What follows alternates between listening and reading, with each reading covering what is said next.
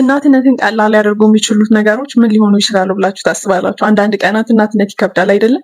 ነገር ግን ደግሞ አንዳንዴ ለምን እንደቀጠልን የሚያስታውሱን ደግሞ ብዙ ጊዜያቶችም ይኖራሉ። እሱም ደግሞ ልክ ልጅሽን ስታዩ ነው የሚገባሽ ማለት ነው። ያው እንግዲህ እናትነት ከመመሪያ መጽሐፍ ጋር አብሮ አይመጣም አይደለም? በፍቅር በፍርሃት ግራ በመጋባት በደስታና ከምንም በላይ ደግሞ እኛ ላይ በተደገፈው በዛ ልጅ ምክንያት ነው ወደኛ የሚመጣልን እና ያለቀስንባቸው ቀናቶች ፈገግ ያልንባቸው ቀናቶች ነገ ማድረግ እንደማንችል የተረዳንባቸው ጊዜያቶች ብዙ ጊዜያቶች አሉ አይደለ? ነገር ግን ደግሞ አንድ ጠቃሚ ነገር የምንማረው ነገር ምንድን ነው? ሁል ጊዜ እናትነት በአስማት የሚመጣ ነገር አይደለም። በሂደት እየተማማርን እየወደቅን እየተነሳን የምናገኘው ወይም ደግሞ የሚሰጠን ጥበብ ነው። ስለዛ ዛሬ እናትነትን ቀለል ሊያደርጉ የሚችሉ ጉዳዮች ላይ እንወያያለን። እኔ እናትነቴን ቀለል አድርጎልኛል ብዬ የማስበው ነገር ሼር ላደርጋችሁ ነው። ሁሉም እናት መስማት አለባት ብዬ አስባለሁኝ። ይህንን ቪዲዮ ይጠቅማችኋል ብላችሁ ለምታስቡት ሰው ሼር ማድረግ ትችላላችሁ። ሰው ወደ ቪዲዮ። ሰላም፣ ቤት ይባላለሁኝ። ባለትዳርና የአንድ ወንድ ልጅ እናት ነኝ። ሰው በዚህ ዩቲዩብ ቻናል እንግዲህ ስለ እናትነት አስደናቂ እውነተኛና አስገራሚ እውነታዎችን የምንወያይበት የምንነጋገርበት እና የምንማማርበት ፔጅ ነው። ሰው እንደዚህ አይነት ኮንተንት የሚመቻችሁ ከሆነ ሰብስክራይብ አድርጋችሁ ቤተሰብ መሆን ትችላላችሁ። እንዲሁም ደግሞ ላይክ፣ ኮሜንት፣ ሼር በማድረግ ሰፖርት ልታደርጉኝ ትችላላችሁ። እናትነት እንግዲህ በጣም ውብ ነገር ነው አይደለ? ነገር ግን ደግሞ አንዳንዴ እውነት እንነጋገር ከተባለ አንዳንዴ ግራ ያጋባል፣ አንዳንዴ ደግሞ በጣም እጅግ በጣም አድካሚም ነገር ነው።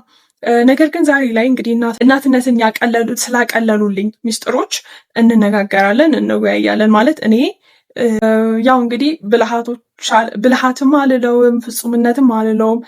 ነገር ግን ደግሞ በዚህ ጉዞ ውስጥ እንድደሰት የረዱኝን የዕለት ተዕለት ነገሮችን ላካፍላችሁ። እናት መሆንን የበለጠ የተረጋጋ እንዲሁም ደግሞ አስደሳች እንዲሆን ሊያደርጉልን የሚችሉ ሚስጥራቶችን እንነጋገራለን። ሁሉም እናት መስማት አለበት። ወደ ቪዲዮ እንሂድ። ያልታጠቡ ልብሶች ይኖራሉ፣ ያልታጠቡ እቃዎች ይኖራሉ፣ ንዴት ይኖራል፣ ይሄ የጥፋተኝነት ስሜት ይኖራል። እነዚህ ነገሮች ሁሉ ይኖራሉ። ነገር ግን ይሄን ነገር ልጄ ግድ አይሰጠውም።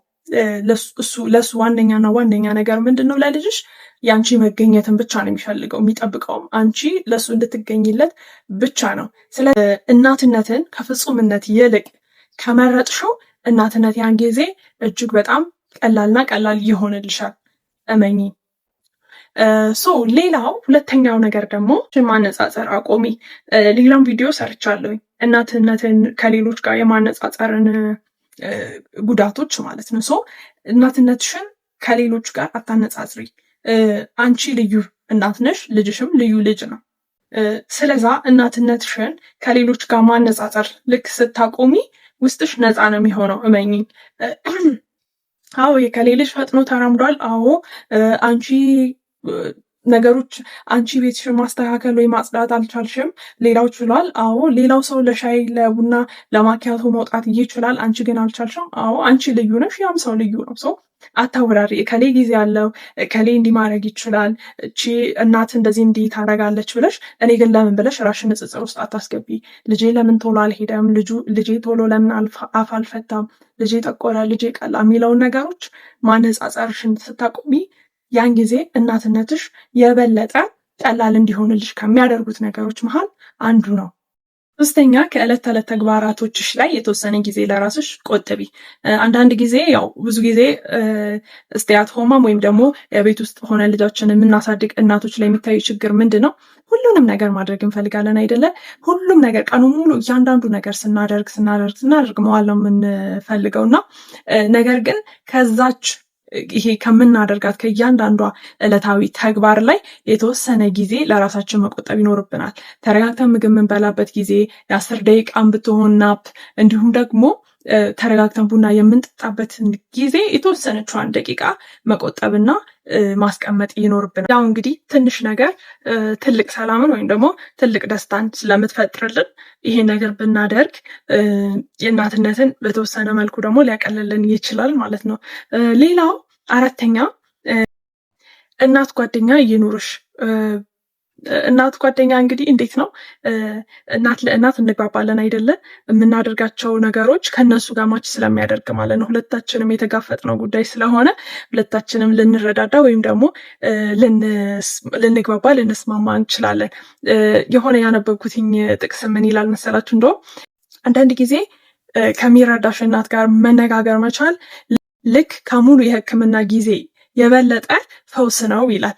ምክንያቱም መግባባት ትችያለሽ፣ መረዳዳት ትችያለሽ ከሚረዳሽ ሰው ጋር ማለት ነው። አንዳንድ ጊዜ ያው መሳቅ፣ መጫወትና ሀሳብሽን ማጋራት መቼም ብቻሽን እንዳልሆንሽም ያስታውስሻል። ስለዛ የእናት ጓደኛ ቢኖርሽ የእናትነትን ክብደት በተወሰነ መልኩ እሱም ሊያቀልልሽ ይችላል ማለት ነው። አምስተኛ ደግሞ በተቻለሽ አቅም የልጅሽን ምልክቶች ለማወቅ ሞክሪ። የረሃብን፣ የእንቅልፍን፣ የጨዋታን እነዚህ ምልክቶችን በተወሰነ መልኩ በደንብ ለማወቅ መሞከርሽ እናትነትን ቀላል እንዲሆን ያደርግልሻል። ያው እሱ እንግዲህ ሚስጥራዊ ቋንቋዎችን እንደ መረዳት ነው የሚሆነው ማለት ነው። ስለዚህ እንግዲህ እናትነት በአስማት አናቀለውም።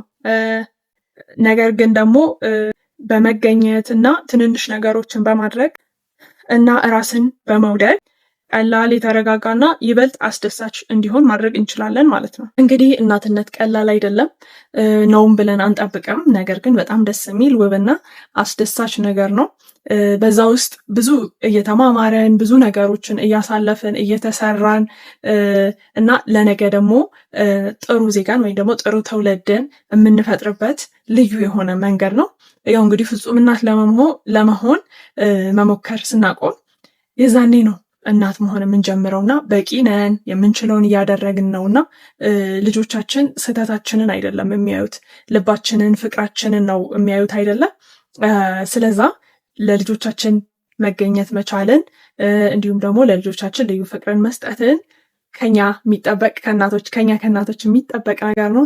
ስለዚህ ስለተመለከታችሁኝ አመሰግናለሁ። ይሄ ቪዲዮ ከተመቻችሁና ይጠቅማል ብላችሁ ለምታስቡት ሰው መላክ ከፈለጋችሁ ሼር ማድረግ ትችላላችሁ። እንዲሁም ደግሞ እንደዚህ አይነት ኮንተንት የሚመቻችሁ ከሆነ ሰብስክራይብ አድርጋችሁ ቤተሰብ መሆን ትችላላችሁ። እንዲሁም ደግሞ ላይክ፣ ኮሜንት፣ ሼር በማድረግ ቤተሰብ መሆን ላይክ ኮሜንት ሼር በማድረግ ሰፖርት ልታደርጉኝ ትችላላችሁ። እና ደግሞ ሌላም ነግራችሁ ነገር ሰብስክራይብ አድርጉኝ እባካችሁ፣ ፈልጌው ነው።